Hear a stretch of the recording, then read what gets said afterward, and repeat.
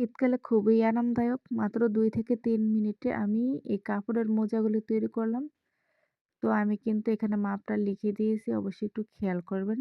তো এভাবে আমাদেরকে ডবল করে নিতে হবে। এখানে পাইপিংয়ের জন্য ২ ইঞ্চি চওড়া করে আমি ২ টুকরো কাপড় কাটিং করে নিয়েছি। তো ভালোভাবে আমাদেরকে সেট করে নিতে হবে। ২ টি পায়ের জন্য ২ টি মোজা আমরা তৈরি করব। তো ইঞ্চি টিপ দিয়ে এখান থেকে ৫.৫ ইঞ্চিতে আমরা একটা মার্জিন করব। তো মার্জিন করার পরে এখান থেকে ১.৫ ইঞ্চিতে আমরা মার্ক করব। মানে আমরা হাইয়ের রাউন্ড শেপটা যেভাবে দেই এভাবে আমাদেরকে হাইয়ের রাউন্ড শেপ দিয়ে কাটিং করতে হবে। তো সেম এই পায়ের অংশটি আমরা এভাবে মার্কিং করে নিব। অবশ্যই এই ভিডিওটি শেয়ার দিয়ে রাখবেন যদি পরবর্তীতে আপনারা এই ভিডিওটি দেখে কাপড়ের মোজা তৈরি করতে চান। তো এভাবে আমাদেরকে কিন্তু কাটিং করে নিতে হবে। আপনারা চাইলে জিন্স বা একটু ভারী টাইপের কাপড় হলেও কিন্তু সুন্দরভাবে তৈরি করতে পারবেন। তো এখানে এভাবে রাউন্ড শেপ করে নিতে হবে। তো সেম ২ টি পায়ের অংশ দেখুন এভাবে আমাদেরকে কিন্তু রাউন্ড শেপ করে নিতে হবে। ভিডিওটি দেখে কোন আপনাদের ইচ্ছা হয়েছে তৈরি করবেন অবশ্যই কমেন্টে জানাবেন। তো ২ টি পায়ের অংশে আমাদেরকে এভাবে কাটিং করার পরে আমি পাইপিং করে নিব।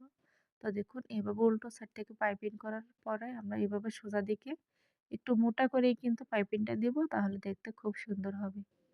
তো সেম আমি ২ টি কিন্তু পায়ের অংশ এভাবে পাইপিং করে নিয়েছি। তো পাইপিং করে নেওয়ার পরে আমাদেরকে আবারও ডবল করতে হবে। তো ডবল করার পর আমরা যে রাউন্ড অংশটা কাটিং করছি অবশ্যই আপনারা এখান থেকে ১ম এ মার্জিন করে নিবেন। তো মার্জিন করে আমাদেরকে কিন্তু সেলাই বসিয়ে দিতে হবে। খুব ইজি যদি আপনারা একটু মনোযোগ সহকারে দেখেন।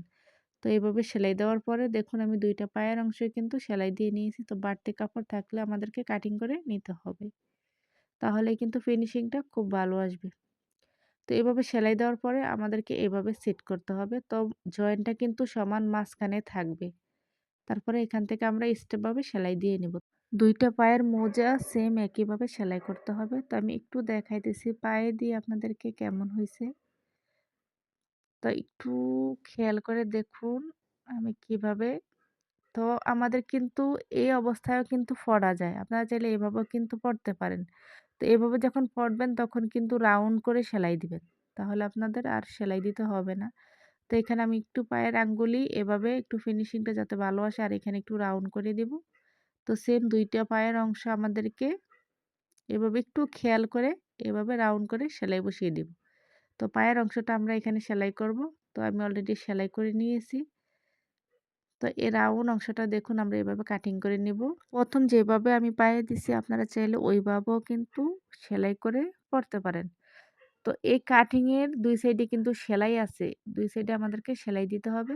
আপুরা বুঝতে বা শিখতে পারছেন কিনা কমেন্টে জানাবেন। রিকোয়েস্ট থাকলো পেজটি ফলো দিয়ে রাখবেন। লাইক, কমেন্ট, শেয়ার করতে কিন্তু একদমই ভুলবেন না।